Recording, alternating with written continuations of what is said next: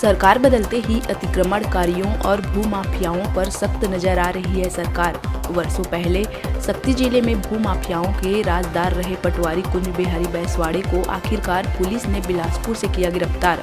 पटवारी पर शासकीय रिकॉर्ड में कूट रचना कर धोखाधड़ी करने का दर्ज है मामला। करीब 2 साल से पटवारी चल रहा था फरार।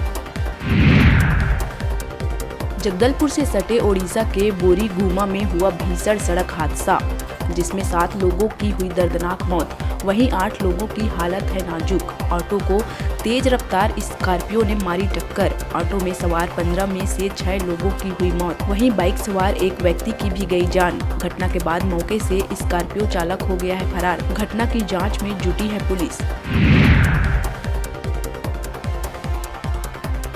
कोरबा जिले के ACCL मानिकपुर के प्राइवेट साइडिंग के कोल्ड स्टॉक में फिर से लगी भीषण आग लगते ही मचा हड़कंप।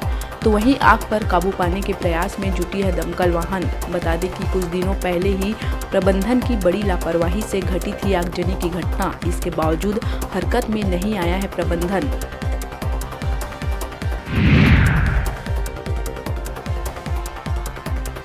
सरगुजा कुन्नी पुलिस चौकी क्षेत्र के ग्राम सकरिया में निर्मोही मां ने अपने 8 माह के मासूम बेटे की कर दी हत्या। पति के शराब पीने की आदत से नाराज पत्नी ने विवाद के चलते गुस्से में आकर अपने मासूम बेटे को उतारा मौत के घाट। घटना को अंजाम देने के बाद आरोपी मां हो गई है फरार। फिलहाल मामले की जांच में जुटी है पुलिस।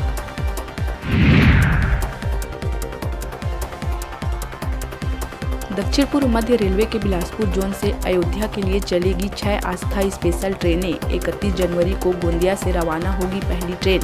इसके अलावा दुर्ग, रायपुर और अनूपपुर रेलवे स्टेशन से भी रहेगी यह सुविधा। बिलासपुर से 18 फरवरी को मिलेगी इस ट्रेन की सुविधा।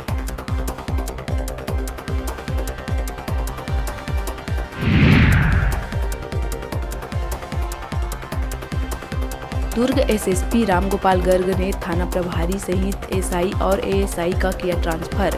SSP ने 2 थाना प्रभारियों को किया है लाइन अटैच, तो वहीं 7 को दी गई है नई जिम्मेदारी। इसके साथ ही 2 SI और 1 ASI को भेजा गया है दूसरी जगह।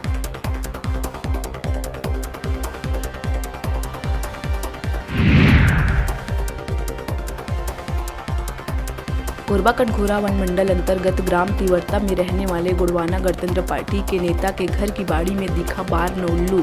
इस विशिष्ट उल्लू को देखने के लिए ग्रामीणों की उमड़ पड़ी भीड़। दिन के उजाले में उड़ नहीं पा रहा था उल्लू।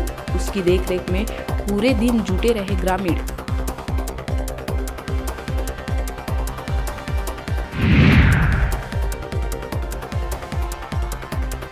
छत्तीसगढ़ में पड़ रही कड़ाके की ठंड से अब मिलने वाली है राहत। अगले 5 दिनों तक बढ़ेगा न्यूनतम तापमान। मौसम वैज्ञानिक HP चंद्रा के मुताबिक सरगुजा संभाग के कुछ क्षेत्रों में अभी चलेगी शीतलहर। शुक्रवार को बलरामपुर रहा सबसे ठंडा, वहीं राजनांदगांव में रहा सबसे अधिक तापमान।